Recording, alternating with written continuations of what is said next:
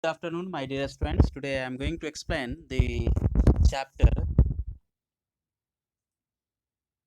The Summer of the Beautiful White Horse. Some of the paragraphs means 2 3 paragraphs I had explained. Okay, after that I am just going to explain. You please see. In the first place, my earliest memories had been memories of horses, and my first longings had been longings to ride. Means this was his wish. The narrator is just revealing his likes, his wishes of his life. This was the wonderful part. In the second place, we were poor. This was the part that would not permit me to believe what I saw. Means he was unable to believe that Murad had purchased or bought the horse. We were poor, we had no money, our whole tribe was poverty stricken, every branch of Gargolian family was living in the most amazing and comical poverty in the world. Till here, I think we are done. Means he is telling that our whole tribe was completely poverty stricken, extremely poor, and they cannot purchase a horse like that. Nobody could understand where we ever got money enough to keep us with food in our bellies, not even the old men of the family. Most important, how we were famous for our honesty. This was their hallmark, okay, for truth and honesty. Narrator is talking about his family, okay, future and past as well.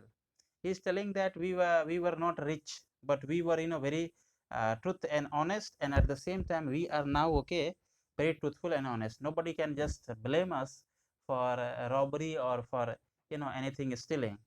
We had been famous for our honesty for something like 11th century. This was their history past.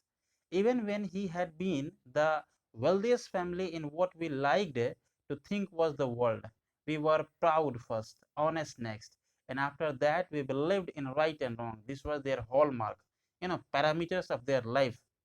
None of us would take advantage of anybody in the world, let alone steal. Means they cannot deceive anyone, they cannot cheat anyone, they cannot take advantages of anyone. This was their hallmark.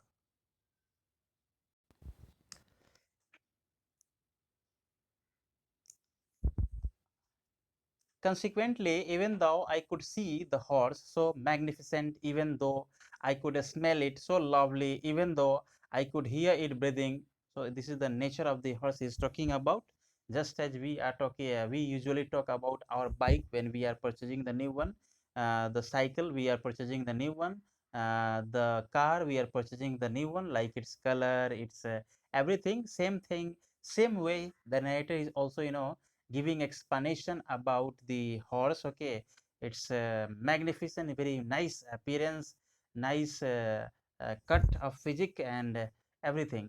I could not believe the horse had anything to do with my cousin Murad, or with me, or with any of the members of our family. Means the horse was not there, okay, for doing any kind of thing, asleep or awake, because I knew my cousin Murad could not have bought the horse. Means now see, the explanation is little bit okay, the way the narrator was himself confused and surprised, and in surprise and in confusion he is giving the details of his family, of his tribes, about himself, about his cousin. And if he could not have bought it, he must have stolen it, okay, and I refuse to believe he had stolen it. So what was the dilemma of the narrator? This was the dilemma of the narrator. You will write that neither he was able to believe that the horse was purchased by his cousin, or nor he was able to believe that the horse was stolen by his by his cousin. So these two dilemma were there. He means unable to decide which one is right and which one is wrong. If he could not have bought it, must have stolen it, and I refuse to believe he had stolen it. No member of Gargolian family could be a thief. Thief. This was their hallmark.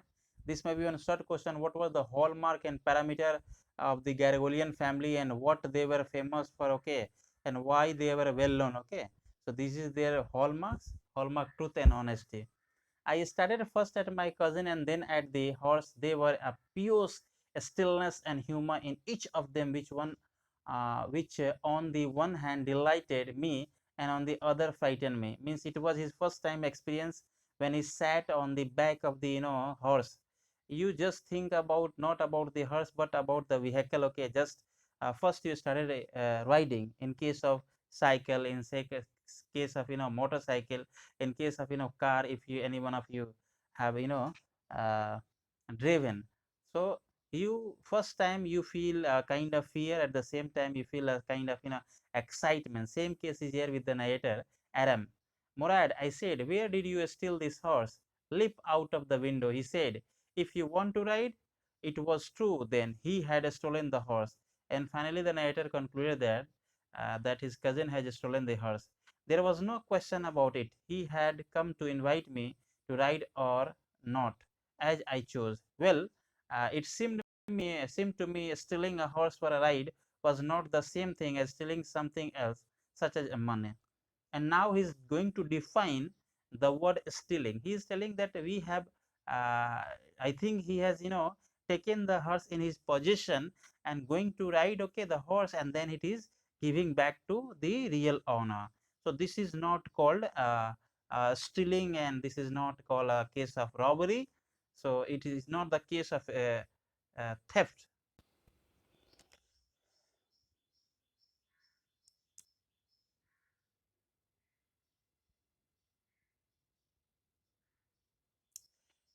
Well, it seemed to me stealing a horse for a ride was not the same thing as stealing something else. Means he is going to redefine the word stealing and deceiving, such as money. For all I knew, maybe it was not stealing at all. If you were crazy about, okay, an Armenian tribe, horses, the way my cousin Murad and I were, it was not stealing. Means now he is going to take the audience and readers in confidence that our intention was totally different. Our intention was only to ride the horse, and it was just passion, dream come true, and nothing else. It would not become stealing until we offered to sell the horse, which of course I knew we would never do. Let me put on some clothes. I said, all right, he said, but hurry. I leaped into my clothes. I jumped down to the yard from the window and leaped up onto the horse behind my cousin Murad. And now the narrator sat at the back of the horse. Initially he was planning, and now he was feeling a sense of excitement and happiness. The year we lived, okay, at the town on Walnut Avenue. This is the place now they are crossing. Behind our horse was the country, vineyard, orchards, irrigation ditches, and country roads. These are the things they crosses. In less than 3 minutes, we were on Olive Avenue, and then the horse began to trot. Trot means pick up his speed. Okay, once you just start riding a vehicle, in case of motorcycle, you start riding it at the speed of 20 or 15 or 30, and when you reach at the highway, you start riding the vehicle at the speed of 40 or 50 kilometer per hour. So same trotting here refers to picked up the speed and start just moving fast. We were on Olive Avenue, and then the horse began to trot. The air was new and lovely to breathe. Means it was very fine. It was very nice. The narrator is talking about those who have sat first time, okay, at the back of a vehicle. In case of motorcycle, they just feel a sense of fresh air. Okay, it is a very unique and a strange or new experience for the narrator. Same case we can also think about first time sitting uh, at the back of motorcycle, and will feel the same.